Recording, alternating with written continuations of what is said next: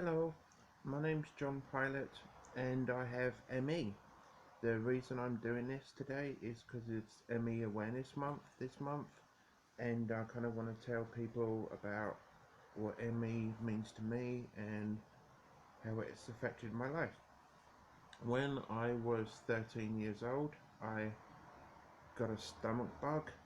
Um, I was out having a picnic with my family, and the crop sprayer was spraying crops at the time, and obviously I breathed something in or something happened and I got a stomach bug, and then from there it turned into the Coxsackie virus, I think that's what it's called, and then it progressed to ME. I was in Canterbury Hospital for about a month, I think, and then was transferred to Royal Sea Bathing Hospital in Margate, and I was there for a further 11 and a half months. So, and that I was transferred there because they had a hospital school. Um, so yeah, my ME, ME actually stands for myalgic encephalomyelitis. It's really hard to say. Even I have problems saying it. Myalgic encephalomyelitis. I think that's as good as it's going to get. Um, Basically, the way it affects me is I get chronic fatigue. Really, really just. It kind of feels like, if you want to know what it feels like, it's like having no sleep for 3 days and then trying to carry on in your life, trying to do some work. That's what it feels like. Also, I get a lot of muscle weakness, muscle and joint pain, and that's all over my body. It can change daily, um, or weekly. Basically, I recently had pain. I've had pain in my hips and my back, lower back, and my thighs for a good 5 weeks now, really, really bad. And it's also been my arms recently too, both my arms. So if I lift my arm up to do something, I'm done. I just got to put it back down. So and it's kind of no place is off limits. It's like can be anywhere, and it changes. And usually, what brings on my ME is normally a virus. If I have a cold or the flu or some viral infection, that's when my ME kicks in. It just lays me out.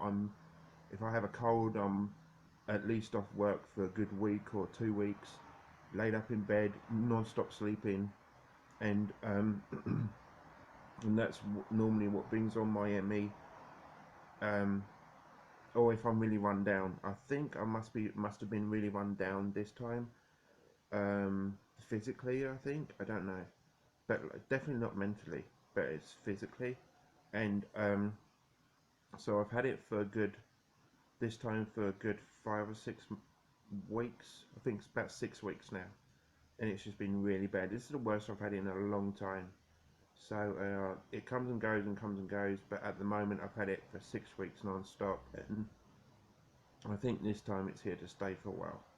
Um, Having lots of tests done with the doctors, and um, there's no actual test for ME, so it's more of a ruling everything else out. So they're ruling, like, I've had a bunch of X-rays. All my X-rays have come back fine. All my blood tests are fine. So it gets really annoying when they can't actually test for it, and there's no cure. So that really sucks too. Um, what else was I going to say? I'm glad I have a friend called Beverly who lives in England, and she has ME. She actually has it a lot worse than I do.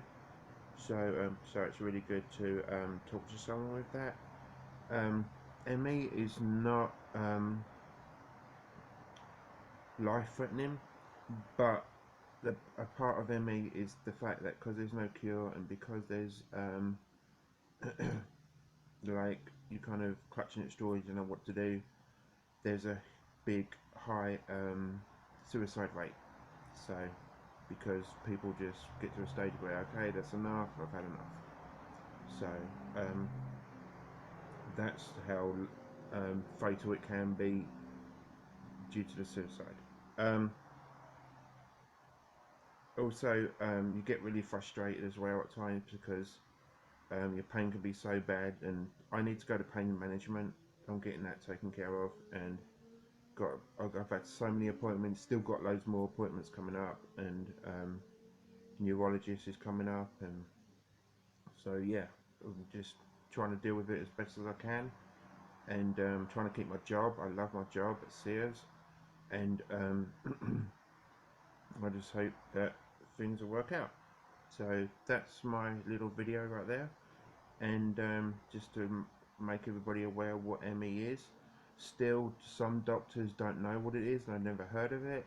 And then when you tell them chronic fatigue syndrome, which is kind of as close to it as people would understand, and then you can explain it from there really. So but it gets really annoying sometimes when you got to explain it to a different doctor and you got to do this. So now I have like things that I can take with me, and I say, okay, here's some literature for you, you can read all this, and yeah.